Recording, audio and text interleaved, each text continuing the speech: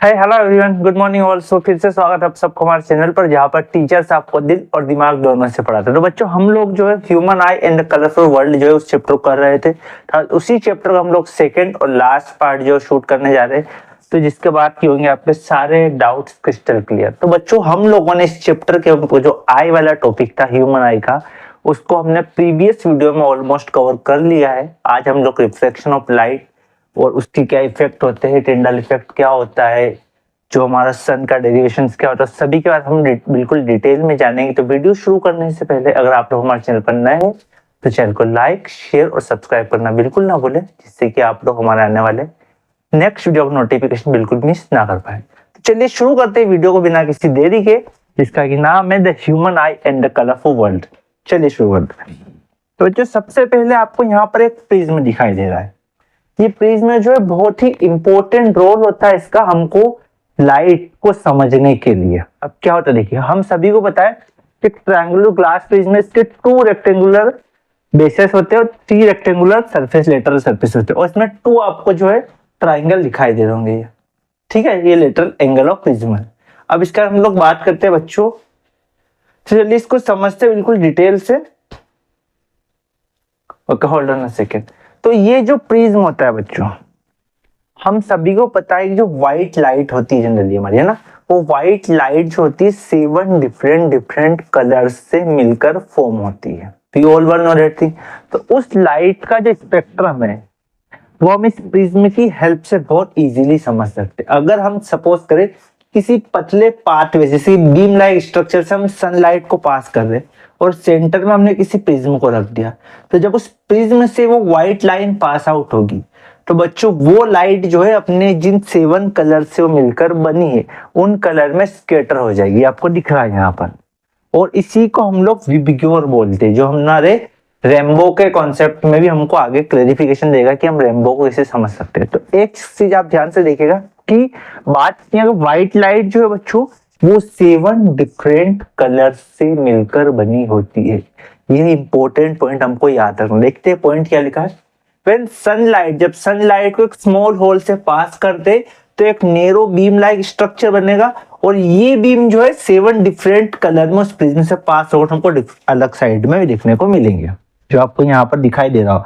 इसी the band of coloured component of light beam called spectrum, और इसी light band के जिस कलर में चेंजेस होना, 7 डिफरेंट कलर में चेंजेस होना, इसी को हम लोग बच्चों स्पेक्ट्रम बोलते हैं। मीन्स व्हाइट लाइट के वो बैंड जो 7 डिफरेंट कलर में से बने होते हैं ना, उसी को हम लोग बच्चों क्या बोलते हैं, स्पेक्ट्रम बोलते हैं।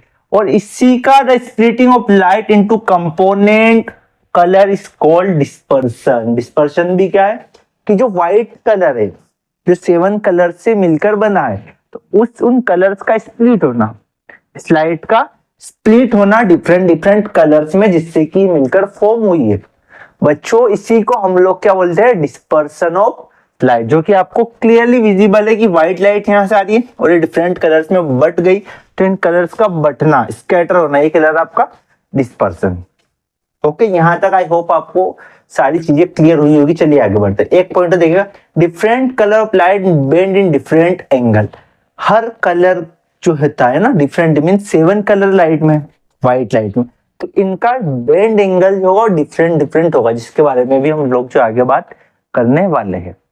ओके, ये एक बहुत ही महान साइंटिस्ट सर आइजैक न्यूटन, जिन्होंने कि हमें लॉ ऑफ ग्रेविटेशन भी दी है ना, ग्रेविटी के लॉ भी दी है, और हमको और क्या बताया, लॉ ऑफ मोशन भी दी है। तो हम इन्होंने क्या किया, लाइट के डिस्पर्शन को समझने के लिए, इसको स्पेक्ट्रम को समझने के लिए उन्होंने क्या चीज की, उसको भी हम लोग बच्चों समझते चलिए। ओके, तो जो न्यूटन थे उन्होंने सबसे पहले क्या किया कि सोलर स्पेक्ट्रम के बारे में बात की। जो व्हाइट लाइट है वो 7 डिफरेंट कलर्स से मिलकर बनी है। ये सबसे पहले किसने ऑब्जर्व की चीज, तो सर आइजैक न्यूटन ने बात बताई। इन्होंने क्या किया, उस जो व्हाइट लाइट उसको स्प्लिट करने का ट्राई किया उन डिफरेंट कलर्स के अंदर। अब उसके लिए उन्होंने क्या किया, आपको दिख रहा होगा कि उन्होंने सबसे पहले एक प्रिज्म लिया बच्चों, और वहीं से एक व्हाइट लाइट की बीम जब गई तो वो 7 डिफरेंट कलर में पास हुआ, आपको दिखाई दे रहा है। तो पहली चीज तो प्रूफ हो गई कि 7 कलर से मिलकर हमारी व्हाइट लाइट या सनलाइट फॉर्म होती है। उसके बाद उन्होंने उसी के साथ में एक और प्रिज्म लगा, इसको अपोजिट एंगल पर, जो आपको दिखाई दे रहा है। जब इस एंगल से स्कैटर लाइट पास हुई तो आपको जो दूसरा उसका एंगल था प्रिज्म का, वहां पर आपको फिर से व्हाइट लाइट देखने को मिली।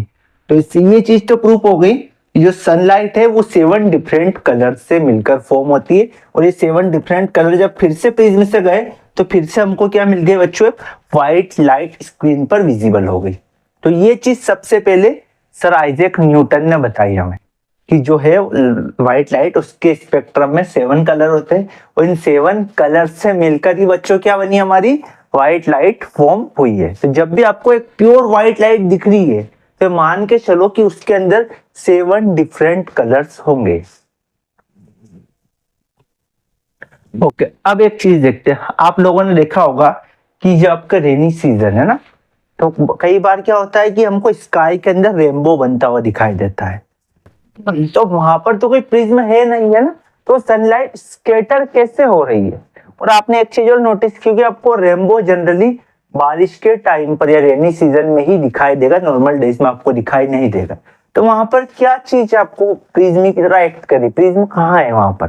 तो सिंपल सी बात है, जो आपकी क्लाउड्स है, तो रेनी सीजन में जो एयर होती है उसके अंदर बहुत सारी वाटर ड्रॉपलेट्स होती है, और ये water droplets as a prism जो होती है बिहेव करेगी। और जब इन वाटर ड्रॉपलेट से सनलाइट पास आउट होती है, और ये सन के हमेशा अपोजिट डायरेक्शन में बनेगी, ये चीज भी ध्यान रखिएगा, सन के अपोजिट डायरेक्शन बनेगी। और रेन ड्रॉप में से जब सनलाइट पास होगी बच्चों, है ना, तो वो डिफरेंट कलर में स्कैटर होगी और आपको एक रेनबो बनता हुआ दिखाई देगा कि जो लाइट है, व्हाइट लाइट है, वो अपने कलर्स में स्कैटर हुई है, और इसी के वजह से बच्चों आपका रेनबो फॉर्म होता है। एक और चीज, आप जब कहीं सन के अपोजिट डायरेक्शन में कोई आपका वाटरफॉल है, जब आप उसमें से भी सनलाइट को देखोगे ना, तो भी आपको उसके 7 कलर में स्पेक्ट्रम में डिवाइड होता हुआ दिखाई देगा। ठीक है, तो चीज भी आप ध्यान रखिएगा बच्चों। Okay, now move on the next slide. आप सभी ने ऑब्जर्व किया होगा कि मान लीजिए कभी हमने कहीं पर फायर लगाई, थोड़ी आग जलाई है, वुडन या कहीं पे आग जल रही, और वहां से हम देखेंगे कि हमको एयर जो फ्लिकरिंग करती हुई दिखाई देगी या उड़ती हुई हवा दिखाई देगी। तो उसका रीजन क्या है उस पर बात करेंगे, उस चीज को समझ लेंगे हम। तो पहली चीज तो ये कि जब एक मीडियम से दूसरे मीडियम में लाइट ट्रेवल करती है तो उसका रिफ्रैक्टिव इंडेक्स जो होता है वो चेंज हो जाता है। ओके, ये चीज आपको ध्यान रखना है कि सिंपल वर्ड्स में बोलो तो जो आपकी लाइट की जो डेंसिटी या उसके जो ट्रेवल का मूवमेंट है उसकी पोजीशन चेंज हो सकती है और उसकी स्पीड में भी चेंजेस आ सकते हैं। अब समझते हैं हम पॉइंट्स को। If an object observe through hot air above fire और रेडिएटेड शो रैंडम वेवरिंग और फ्लिकरिंग। हम सभी को पता है कि कोई ऑब्जेक्ट और फायर के या हॉट एयर के कांटेक्ट में आ रहा है तो हमको जनरली इस टाइप की फ्लिकरिंग आपको दिखाई देगी। अब वो क्यों दिखाई दे रही है उसके पीछे का रीजन हम लोग और डिस्क्लोज कर लेते हैं बच्चों। हाँ, द हॉटर एयर जो होती है ना आपकी, वो लाइट होती है। पहली चीज हम सभी को पता है कि जो गर्म हवा होगी वो बहुत ज्यादा लाइटर होगी, हल्की होगी। उस चीज than the cooler is above so it is refractive index is slightly less than of the cooler air. तो इसका क्या है, तो होता है कि बच्चों जो हॉट एयर है वो स्लाइटली हल्की होगी, जिसकी वजह से इसका refractive index as compare to cool air कम होगा, जिसकी वजह से आपको फ्लिकरिंग और ये चीजें दिखाई देंगी। पहली चीज क्लियर होगी, I hope. Second point discuss करते हैं।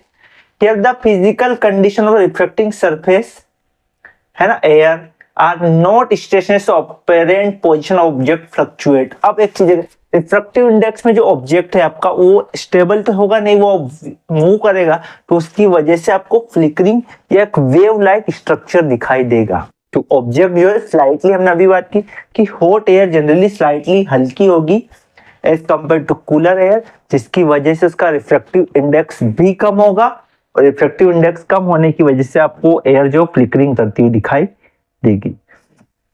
इसी पर बेस्ड है हमारा ट्विंकलिंग ऑफ स्टार्स। ओके, हम सभी को पता है कि हमको जो स्टार दिखाई दे रहे बच्चों, तो आपको ट्विंकल या ना वो चमकते हुए दिखाई देंगे, उसकी लाइट जो आपको ट्विंकलिंग करती हुई दिखाई देगी। जबकि एज कंपेयर प्लैनेट्स की बात करें तो हमको चमकते हुए नहीं दिखाई देते, जबकि स्टार्स हमको चमकते हुए दिखाई देते। क्यों, दोनों ही रीजन समझते बच्चों, क्योंकि यहाँ से लगभग सारे ही बोर्ड्स में बच्चों जो है क्वेश्चन बने हैं और बनते रहे हैं। तो चलिए बात करते हैं उसके ऊपर बच्चों की क्या होता है। ओके, तो चलिए देखते हैं it is due to the atmospheric reflection of star light. जो हमारी स्टार लाइट है वहां पर एटमॉस्फेरिक रिफ्लेक्शन की वजह से हमको स्टार जो है वो ट्विंकल करते हुए दिखाई देते हैं। दूसरी चीज, वहां का रिफ्रैक्टिव इंडेक्स भी चेंज होता रहेगा। हम अगर बात करें जहां पर आपके स्टार है तो वहां पर जनरली वैक्यूम हो, और जैसे जैसे हमारा एटमॉस्फेयर में आएगी वो, तो हम सभी को पता है कि अपर साइड की जो एयर होगी वो कूलर होगी और लोअर साइड की एयर जो होगी वो धीरे धीरे स्लाइटली हॉट होती जाएगी। तो उसकी वजह से हमको स्टार जो आपके ट्विंकल करते हुए दिखाई देगी। और दूसरी चीज, आपका जो स्टार है वो एक्चुअल प्लेस कुछ और होगी और आपको फ्लिकरिंग और लाइट की वजह से, आपके रिफ्रैक्टिव इंडेक्स की वजह से वो आपको थोड़ा सा डिफरेंट प्लेस पर दिखाई देगा, जबकि उसकी एक्चुअल प्लेस तो कुछ और होगी, थोड़ा सा वहां से डिफरेंट होगी। ओके, तो ये चीज भी आपको ध्यान रखनी है। और क्यों होता है? एटमॉस्फेरिक रिफ्लेक्शन की वजह से। हवा है, उस हवा में डिफरेंट डिफरेंट स्टेजेस पर डिफरेंट डिफरेंट टाइप का रिफ्रैक्टिव इंडेक्स होगा। ओके, तो इसी की वजह से बच्चों हम लोगों को जो स्टार ट्विंकल करते हुए दिखाई देते हैं।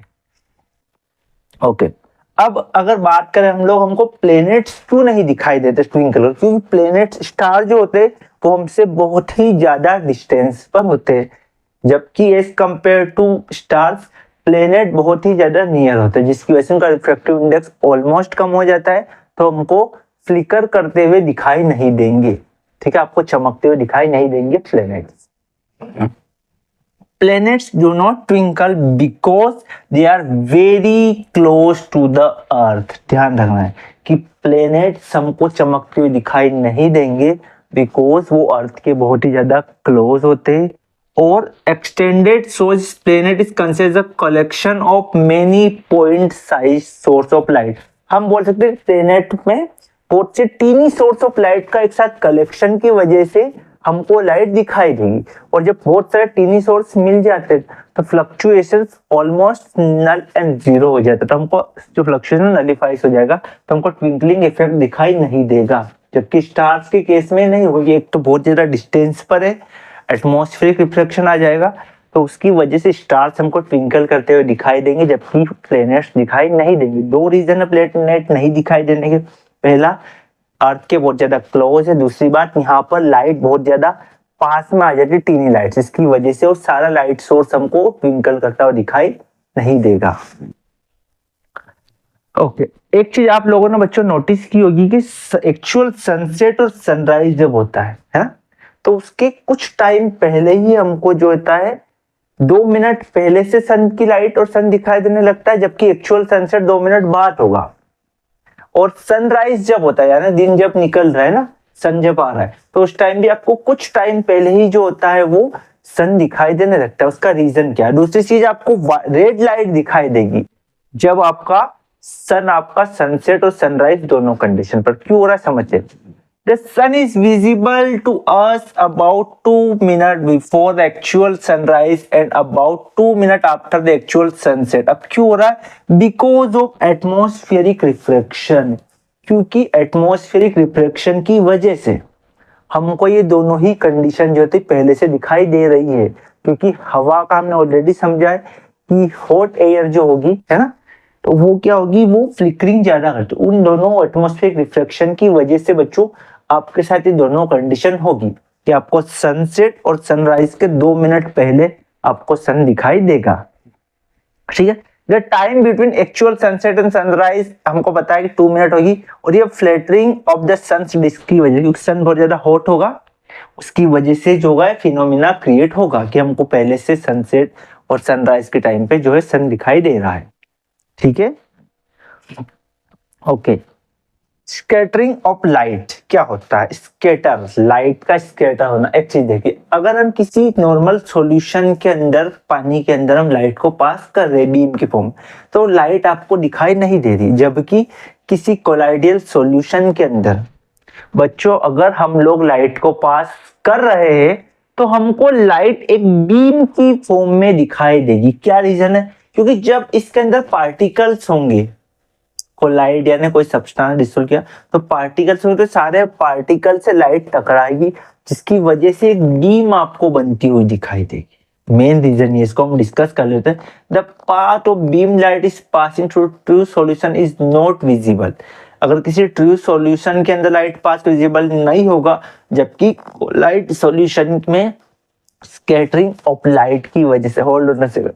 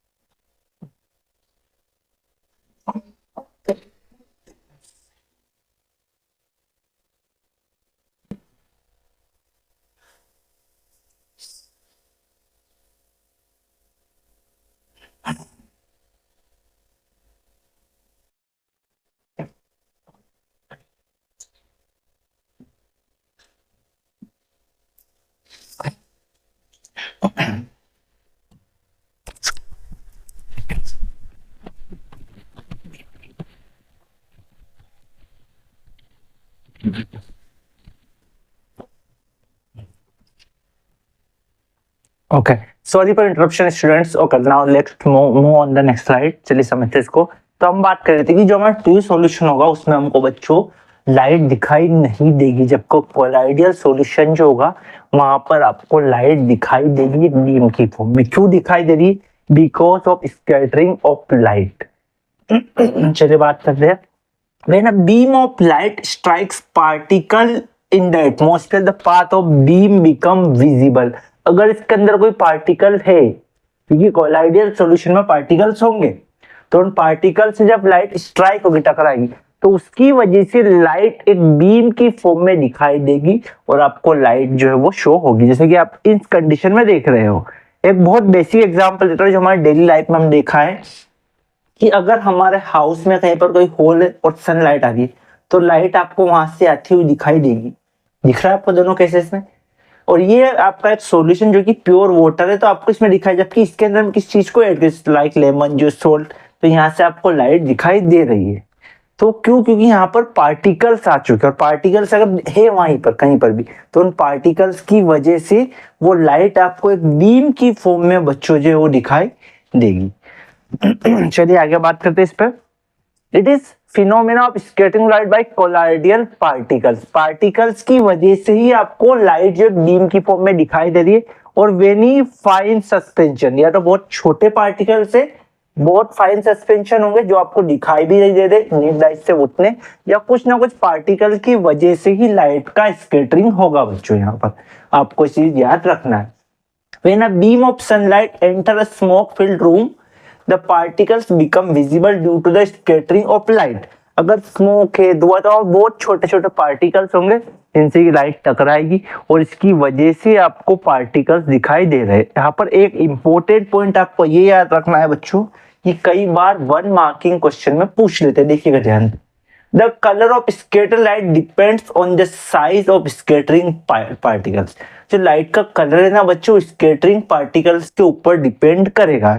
देखिए ना, very fine particles scatter mainly blue light. जो आपके फाइन पार्टिकल्स हैं, बहुत छोटे छोटे पार्टिकल्स, जनरली वो ब्लू लाइट देंगे, जबकि जो लार्जर पार्टिकल्स होंगे वो आपको जो है कौन सी लाइट देंगे बच्चों? Wavelength if the size of particle larger scatter light appears white.